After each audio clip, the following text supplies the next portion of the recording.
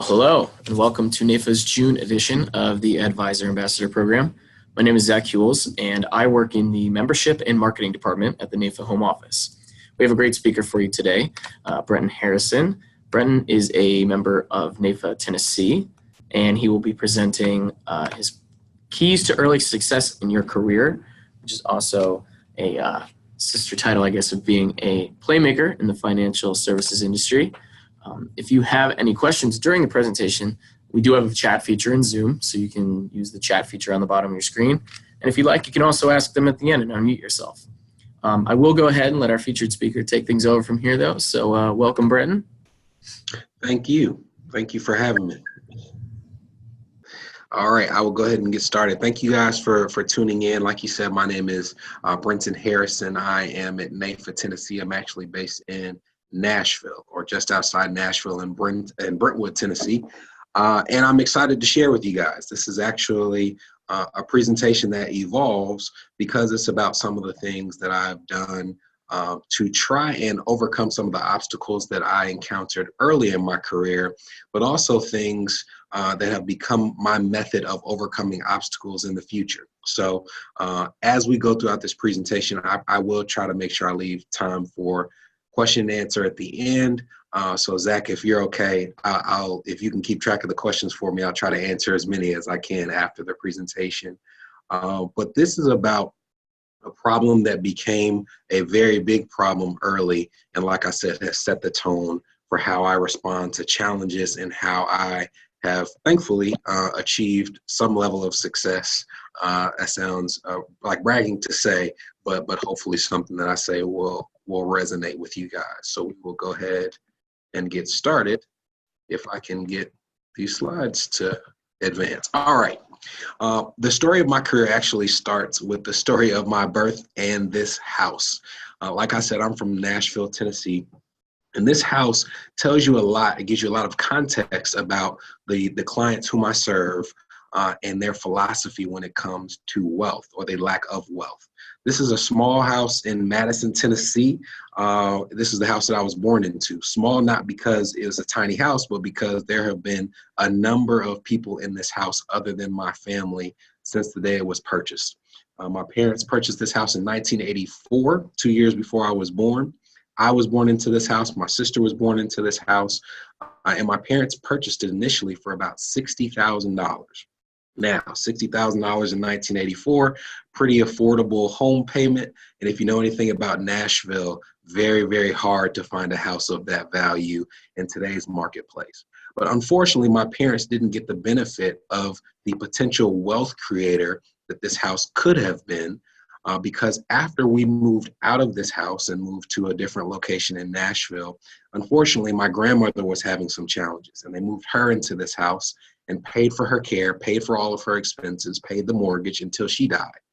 And then my father had a brother who had sickle cell, which at the time did not have the lifespan that it does today. And they paid for his expenses and his care and the mortgage on this house until he moved out. And then we had another member of our family in need who moved himself, his wife, and his 2 kids into this house. And after about 10 years of paying the mortgage, getting no rental income, my parents eventually had to sell this house for about $100,000, which unfortunately just allowed them to break even.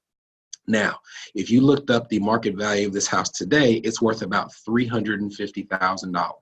So something that my parents bought for $60,000 and could have represented an almost $300,000 wealth transfer to either my family or themselves ended up being a financial burden because in my culture, I'm African American, my parents are Jamaican and Belizean, and we are Seventh-day Adventists. That's our religion. And believe it or not, in all 3 of those cultures, you are taught that if you don't have, but your family does, they give to you. And if you have and your family does not, you give to your family so that everyone can succeed together. But unfortunately, that led to a lot of my clients being in situations where they had a high income, but not the wealth or the net worth to support that high income. If you look at my family's situation in particular, these are some of the things that my parents have done over the years for people outside of our immediate family. 13 cars purchased for people outside of our family over the years. $30,000 in tuition that they've paid for people outside of our family.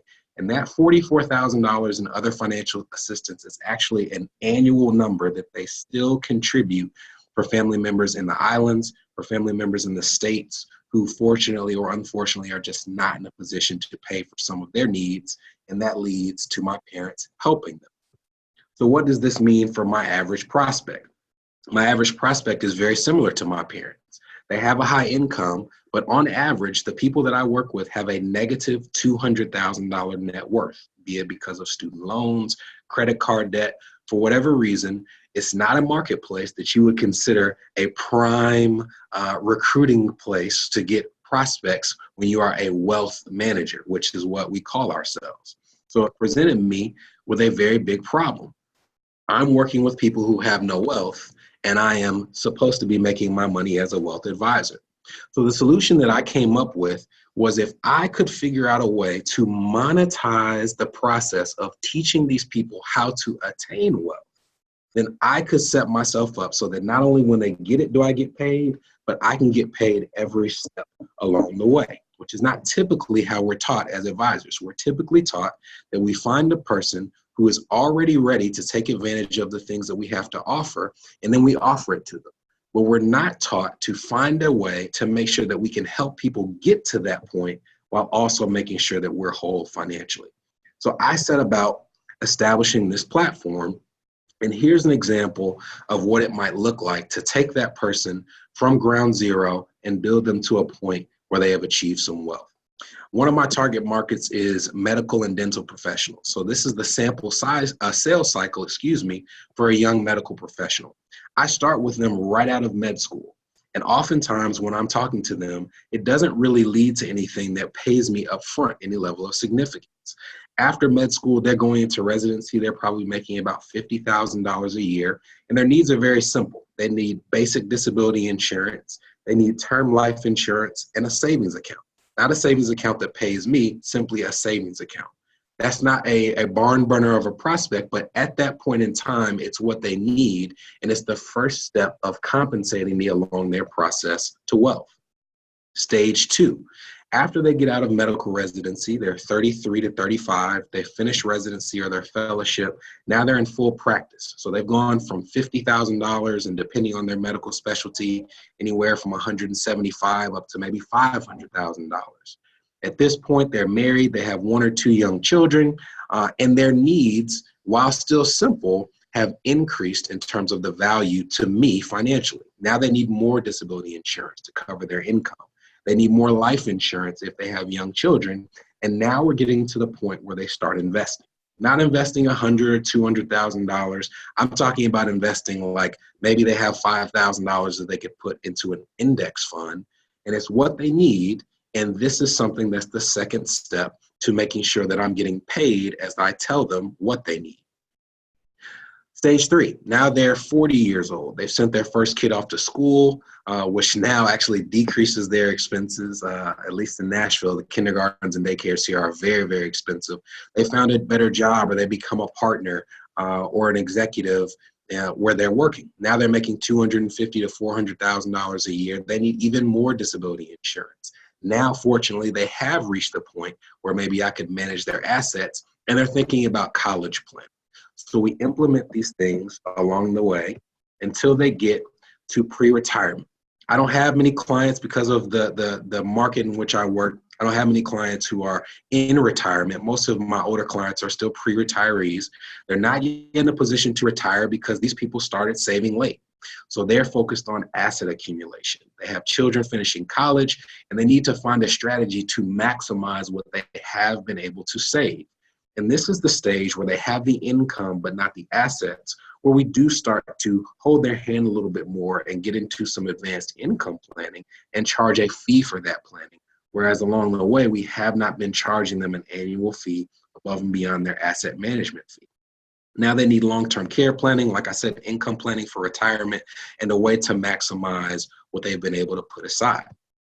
So what this did was I started to give myself the opportunity to track these people along that sales cycle. So I can take somebody in 2014 and I can literally follow them along the way to see the compensation that I've made from that client relationship over the course of the years. And I do that by keeping track of every name, every premium, commission, fee that I charge. And I do this every single year. And every single quarter on this top 20 club that you see on the right side of my screen, I keep track of all of the opportunities that I have with those clients. Do I have someone who's graduating from residency? Do I have someone who has a child due in that period? And I use that to be the thing that I focus on for each quarter. What this led to was that client that nobody wanted to deal with, that wouldn't meet the minimums of any wirehouse, of any large broker dealer, has resulted in over $30,000 of GDC over the course of that relationship. So now, if I can make sure that I do my job and give them value along the way and keep track of their life events, all of a sudden that person who at 25 has $300,000, $400,000 of student loans and no significant income is a $30,000 client for me over the course of the relationship. So if I can find a way to get as many of those in my pipeline as possible, I can increase my future income with certainty year after year after year. This is what I put in place, and it worked really, really well until we reached the point where I had a moment of clarity, and I'll tell you when it came. I don't know if wherever you're working, if your employer or if you're your own employer, if you guys focus on MDRT. I know a lot of people in NAFA do attend MDRT, but $1 Million Roundtable, I went to the annual meeting in New Orleans. I think it was in 2015. I go away, I'm there for, I think I took the whole week off, so I was there for 5 days, and when I came back, it was as if all of my clients had decided to play a giant prank on me, because for some reason in that week, I had cancellation notice after cancellation notice. I had people who were having insufficient funds when it came to paying for their disability insurance. I mean, it truly was as if everyone decided to do it at the same time. I don't believe in coincidences. I do believe this was something that I was meant to see at that time, because what it allowed me to see was that I was working with my clients on all of the things that allowed them to pay me. Disability insurance, life insurance, investments. But I wasn't teaching them any of the things that would put them in a position to be able to afford it without stressing themselves out. Budgeting, credit scores, student loan strategies, and debt. I told you that many of my clients have a negative $200,000 net worth, but for some reason, I didn't even find it valuable enough to them to talk to them about a strategy to decrease those student loans. And it was putting them in a position where they knew they needed what I was offering, but unfortunately, they just couldn't find a way to afford it. So I realized that if I didn't become an expert on the basics and help them handle some of these concepts, then I was going to put myself in a position where that sales cycle was not going to complete itself. As a matter of fact, I would find myself losing people in that cycle before it became something that gave me the larger shares of income that I was counting on as I built those relationships. So I decided to restructure my practice completely, and this is a common theme of mine, to make sure that I was approaching their needs more appropriately. So I started doing, I'll say, market research. I started offering free financial literacy seminars at churches and community centers. If you offered, I would come, or I would call you and tell you that I was willing to speak for free. Now, I still speak for free at nonprofits or at churches or schools. Now I'm to the point where I will charge if it's a for-profit company or organization that charges me to speak.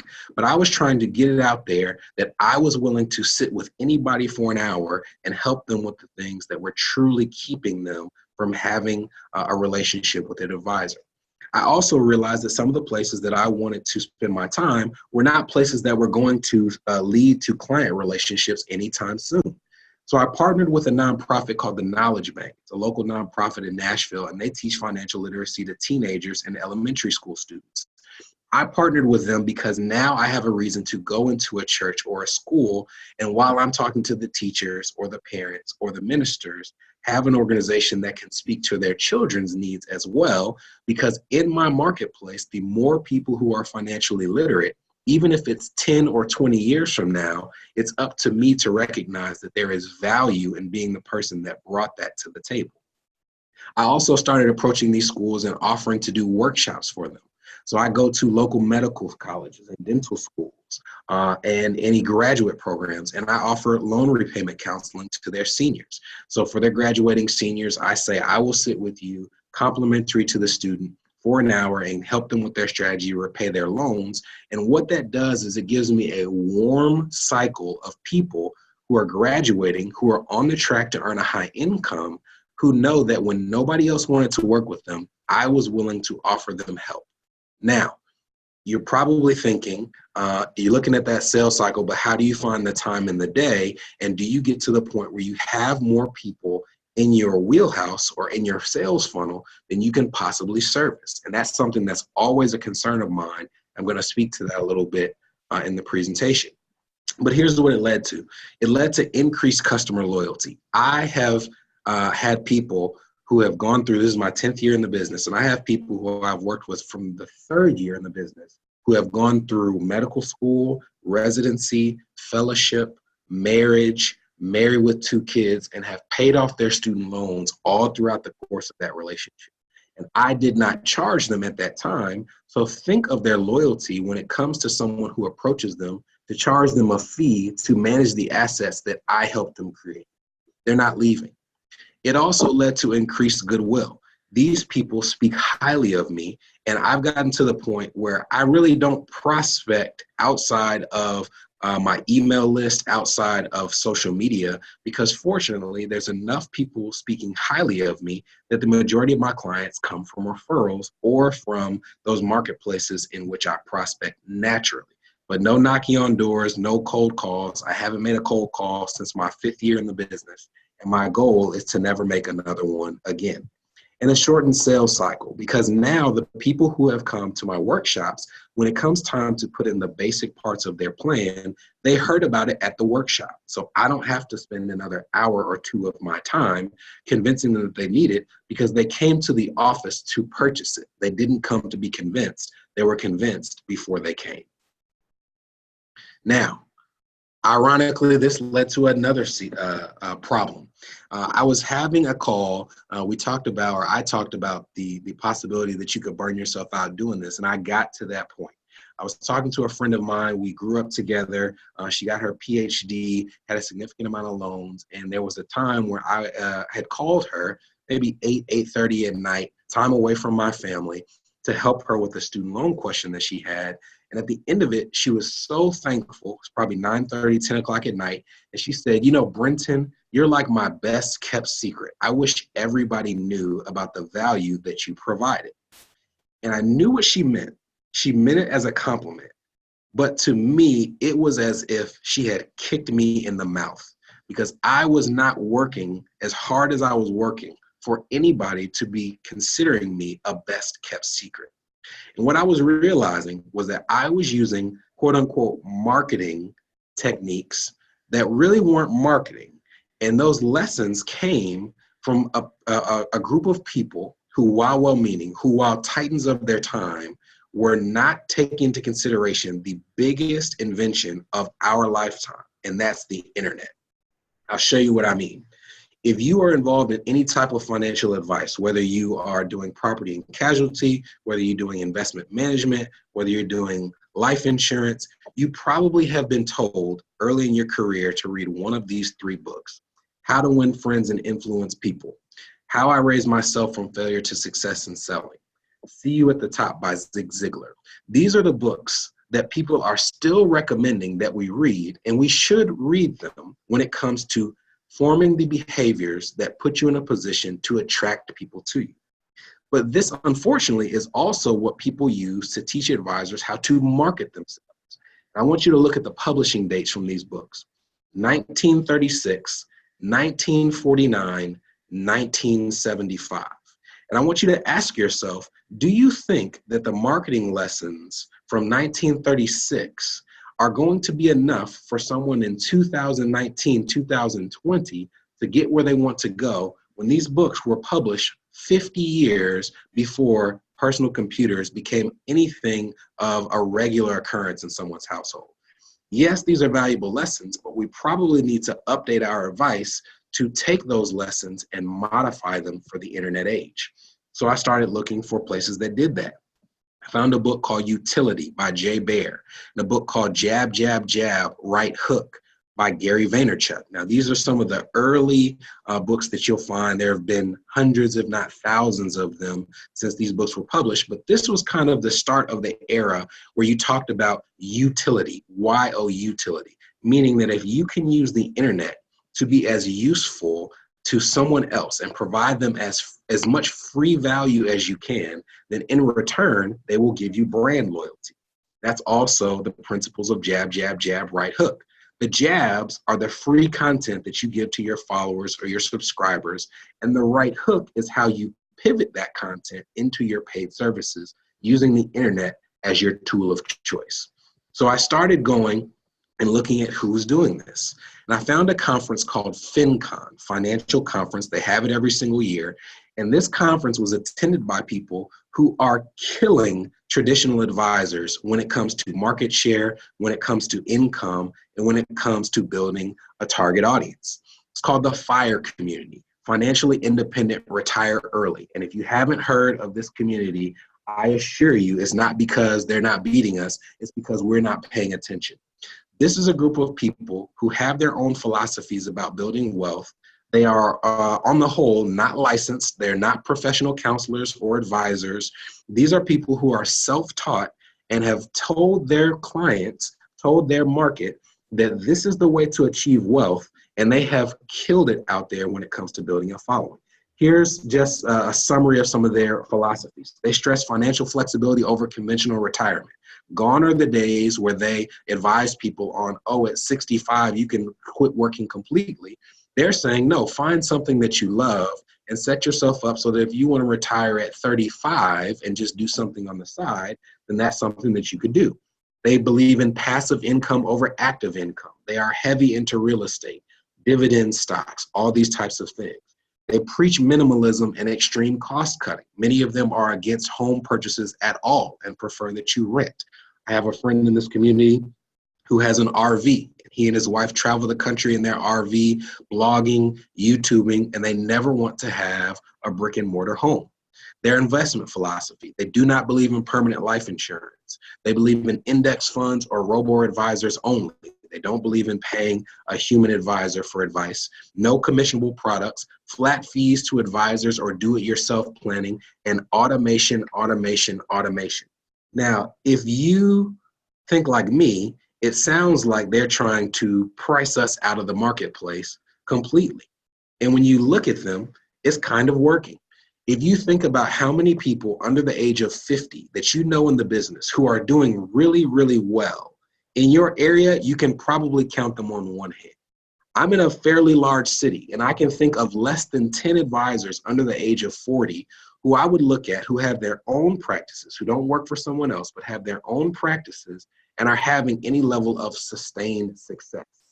And these are some of the names of these FIRE influencers: Mr. Money Mustache, Stacking Benjamins, The Penny Hoarder, Budgets Are Sexy, Popcorn Finance, The Budgetnista, My Wife Quit Her Job. These are the people that are beating us to the market, and they don't have the credentials, they don't have the education, but they're marketing themselves in a way that's more attractive than me coming in my suit and tie with all of my disclosures, all of the things that I've taught them about how people built wealth 50 years ago that just don't resonate with the target market in which I'm trying to serve. The happy investor that you see, this person, she's based out of Dallas. She works 45 days on, 45 days off. And another thing that you'll see with this community is they are radically transparent about how much money they make by doing these activities to preach about side hustles and passive income.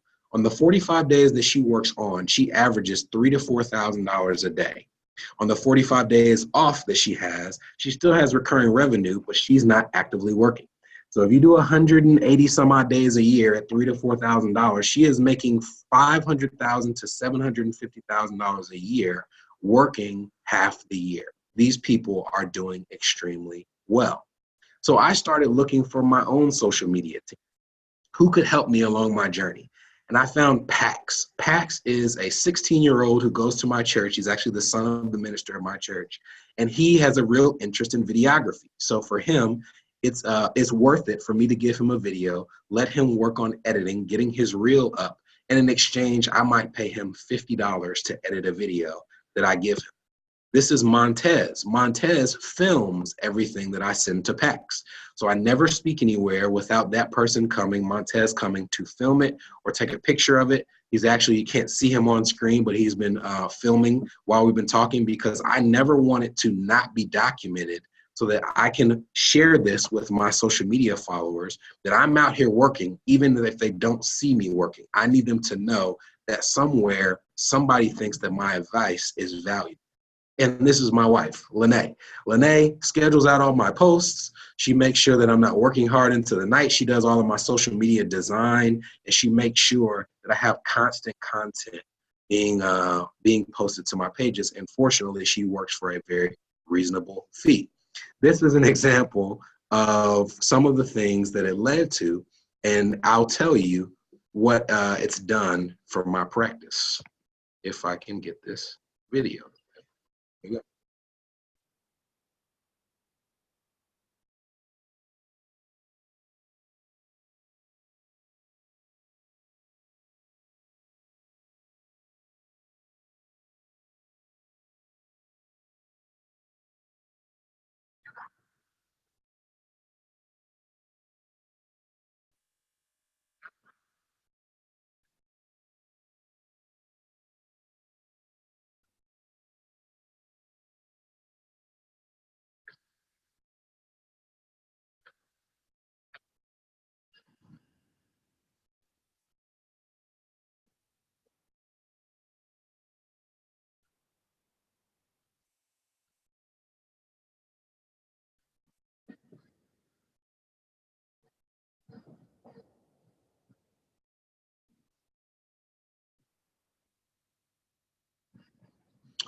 Okay, so what you just saw is a trailer from my YouTube channel. That is an example of me having people who come with me whenever I'm asked to speak, because it used to be, and it's probably the same for you, you guys may have the pleasure, the benefit of being asked to come speak somewhere, but unless you posted on social media, the only people that knew you were doing anything were the people that were in that room. So if there's only 40 people in the room, but you have 1,000 or 2,000 social media followers, why would you leave it to just those 40 people to go tell people what you talked about, that it was good, and that someone out there thinks your advice is worth paying you for, or at least inviting you to come speak to their audience? So I start to flip that narrative. I will always, whether there's 2 people in the room or 2,000 people in the room, have something that shares content to let people know when I'm out there working. And I'll give you an example of how I can do this without taking too much time out of my day and still have time to see clients face to face. The first thing that I do with a video to make sure that it's compliant is I post it as a blog. So I take the script from the video that I'm going to do, and I post it as a blog on my website, brentonharrison.com. You can actually go to brentonharrison.com/blog, and you can see pictures or you can see articles from the blog post that I've written. And ironically enough, if you go to my YouTube page, you will see the same video. Why? Because not everybody achieves or reads their social media content on the same medium. Some people prefer to read. Some people prefer to watch videos. Some people go to YouTube. Some people go to Facebook. So the first thing that you see is the blog post. I then take that script and I shoot a video for it, and I share it on my Facebook page. And if so I was talking about my videographer, if you can get some film as well, and this would be a place that we put that.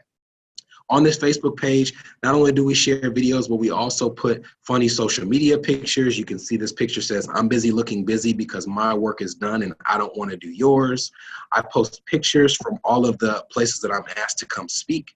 And it's not about being braggadocious. It's not about telling somebody and throwing it in their face, but it is something to make sure that people know, hey, this is somebody who, when I do want to find an advisor, they're top of mind preference, because I always seem to see them out there in the community doing good things financially. You see YouTube as well. So if you go to my YouTube channel and you go to my Facebook channel, you'll see a lot of these same videos, because again, I'm using the same script from my blog and using that as the script from my YouTube channel. And on YouTube, it's not about, obviously, all of us would like to have, 10,000 or 100,000 subscribers. At the time that I made this, I had 70 subscribers. Now I have over 400. I want to get to 1,000 by the end of the year. But at the end of the day, it's about just increasing the reach of people who see when you're in a position to add some value to their finances. After I post a video, I then head to Twitter. And when you talk about tinkering until it works and finding the thing that works for you, this is actually an example of something that I'm going to phase out because of some of the compliance rules from our broker dealer. Twitter is just a little too prohibitive or restrictive for me to be able to truly engage with my followers. And as a result of that, my page is pretty dormant. So this is actually one that I'm probably going to phase out. But you can see that what I initially did was I would post a video. And after I posted that video, I would engage with my followers and ask them questions, or they would ask me questions about what I posted.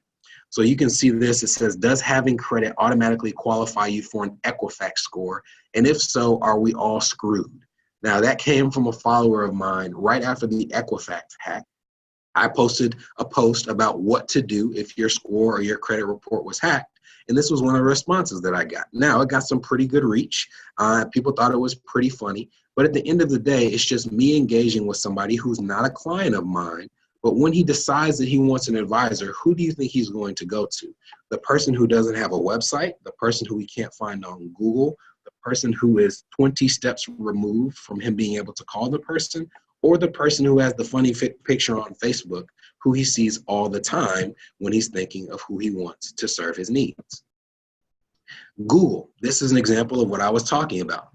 I encourage you, so ironically enough, it's a terrible tragedy. If you had Googled me in March, I would have shown up a lot higher on the search results. Unfortunately, I'm not sure if you guys saw the name of the New Zealand terrorist. His name was Brenton Harrison Tarrant. So unfortunately, a crazy tragedy. It also led to some problems for me on social media. So I actually had to shut down my pages for a few days because people were getting the two of us confused.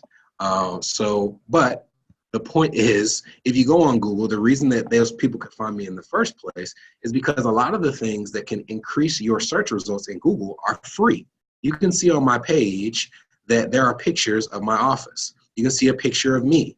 You can see my website. You can see our address. You can see the hours. I have even put into Google the holidays in which I don't work. And these are things that don't cost any money at all. It's literally just about you filling your business profile on Google. They send you a letter to verify that that's actually your address. And even just by verifying your address formally with Google, it increases your search results and puts you higher up along the chain. Because I don't know if you keep up with the statistics, but if you can't be found on the first page of Google when it comes to your products and services, on average, 85% of people only check the first page. So I encourage you guys to Google yourselves and see how long does it take for it to come up, the value that you provide to your clients. When I started this process, I actually got more results from my wedding pictures than I did for financial advice because our wedding photographer was doing a better job of marketing me than I was of marketing myself. Infographics and takeaways. I take that same script. I put it into 5 or 6 bite-sized pieces of information. For example, this is how to raise your credit score. I did a video on how to raise your credit score, broke it down into 4 steps, and I sent it to a graphic designer that I found on a site called Fiverr.com. It's just a site for freelancers. There are dozens of them out there. And the graphic designer who won this bid is in Mumbai. This is literally a woman in Mumbai who I pay $30, and she turns these around in a day's time. So a day after I pay her $30, I have this that I can share with my clients. They post it on their wall, they post it on their refrigerator. And if somebody goes by a cubicle and sees this hanging and they see my picture at the bottom, if they think it's pretty cool, that also is someone who is having me at top of mind preference. Now, these are some of the results that it led to. It led to almost overnight, just because there's just not many financial advisors doing this. People started reaching out to me to write articles for them, to be featured in content. So you can see I've been featured in Advisor Today a number of times. I was actually in the most recent issue of Advisor Today. They're working on a white paper in which they're going to feature one of my articles. PR Newswires reached out to me, Employee Benefit Advisor, Round the Table Magazine, Life Health Pro, Life Happens. I actually spoke in March at an organization, International Foundation of Employee Benefits Plans, because of an article that they saw me write for a publication 2 years before. They called me, thought what I talked about would resonate with their members, and not only did I speak at their smaller conference in March, I'm speaking at their annual conference in October in San Diego. And these are things that have come into my life and come into my business simply because I found a way to show people that I was doing the same work that I was doing before, just in silence. What's next? So we're coming to the end, and I'll take questions if we have them.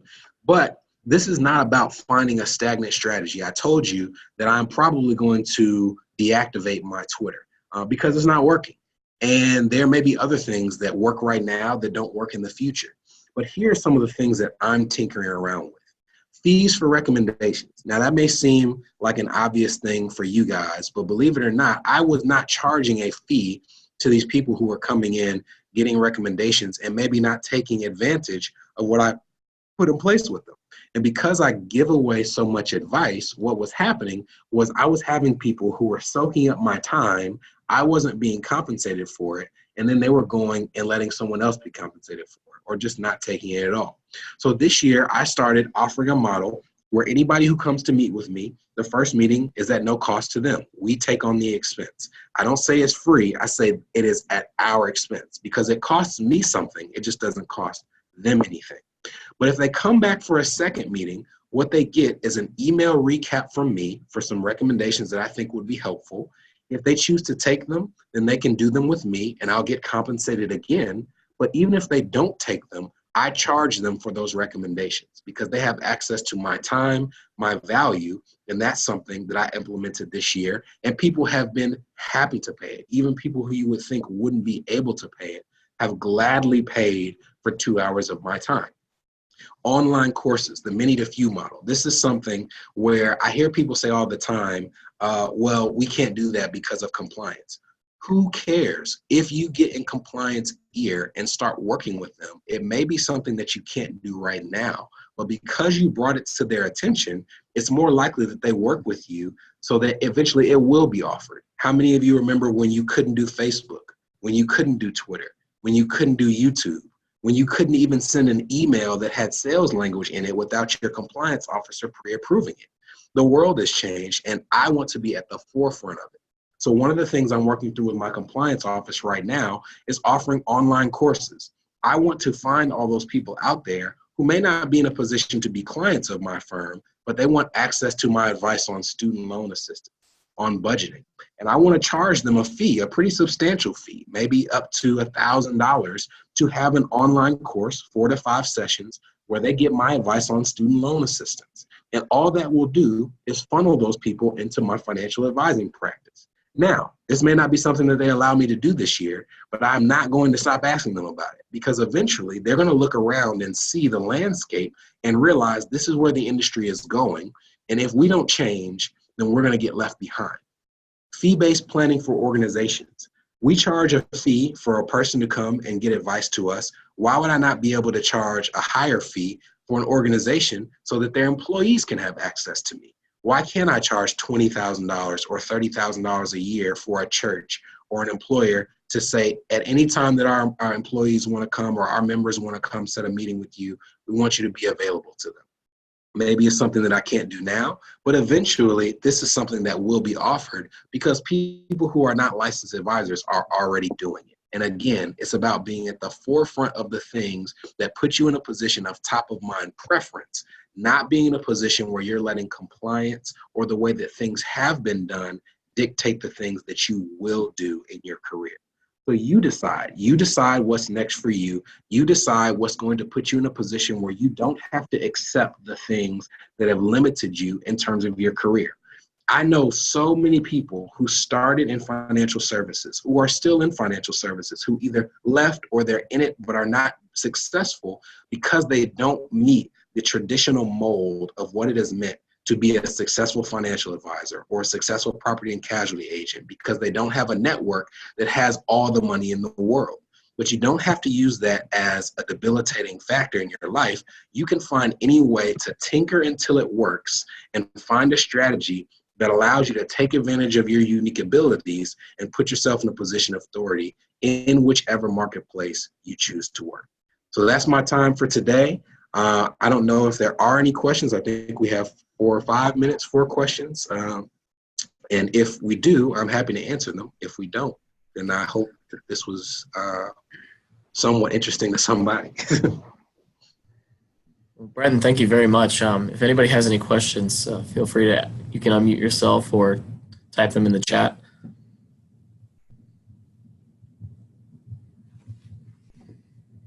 And Brenton, I also want to say I really enjoyed your article, Building a Loyal Client Base with Millennials, that you wrote for us a couple years back.